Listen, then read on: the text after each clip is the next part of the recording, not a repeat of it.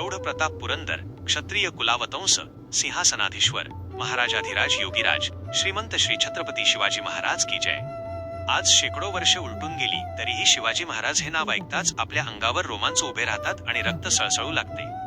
या जगात अनेक राजे झाले ज्यांनी मोठी साम्राज्य उभी केली, अफाट संपत्ती मिळवली, पण जगाच्या इतिहासात छत्रपती शिवाजी महाराज हे एकमेव असे राजे आहेत ज्यांना लोकांच्या हृदयावर राज्य करणारा रयतेचा राजा म्हटले जाते।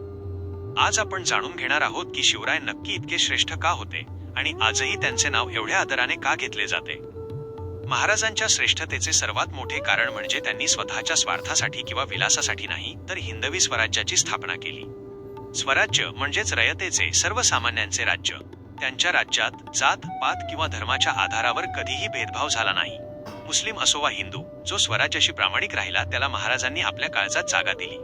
शिवरायांची श्रेष्ठता त्यांच्या युद्ध कौशल्यात तर होतीच, पण त्याहूनही जास्त ती त्यांच्या उच्च नैतिकतेमध्ये होती।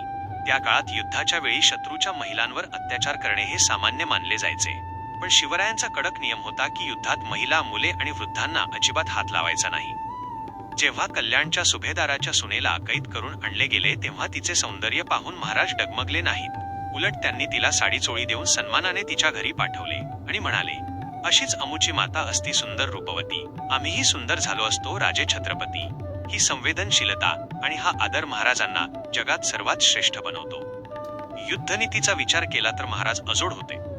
बलाढ्य शत्रूंविरुद्ध लढताना त्यांनी गनिमी कावा ही युद्ध पद्धती वापरली। डोंगराळ भागाचा आणि भौगोलिक परिस्थितीचा अचूक वापर करून कमी सैन्याच्या बळावर मोठ्या फौजेचा पराभव कसा करायचा हे त्यांनी जगाला शिकवले।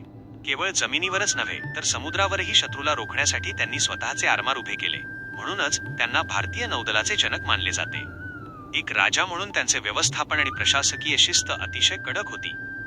सैनिकांना वेळेवर पगार देणे, शेतकऱ्यांच्या पिकाचे नुकसान न होऊ देणे आणि लाचखोरी करणाऱ्यांना कडक शिक्षा करणे या नियमांमुळे लोकांचा त्यांच्यावर प्रचंड विश्वास होता। जेव्हा दुष्काळ पडायचा तेव्हा महाराज शेतकऱ्यांचा शेतसारा माफ करायचे आणि स्वतःच्या कोठारातून त्यांना धान्य आणि बियाणे पुरवायचे। अशा या प्रेमळ आणि न्यायी राजासाठी त्यांचे मावळे जीवाला जीव द्यायला तयार असायचे। बाजीप्रभू देशपांडे, तानाजी मालुसरे, शिवा काशीद यांसारख्या शेकडो शूरवीरांनी स्वराज्यासाठी हसत हसत प्राणांचे बलिदान दिले, कारण त्यांना माहीत होते की आपला राजा आपल्या पाठीशी खंबीरपणे उभा आहे। थोडक्यात सांगायचे तर शिवाजी महाराज श्रेष्ठ होते कारण त्यांच्याकडे सिंहासारखे शौर्य आणि एका साधूसारखे पवित्र हृदय होते।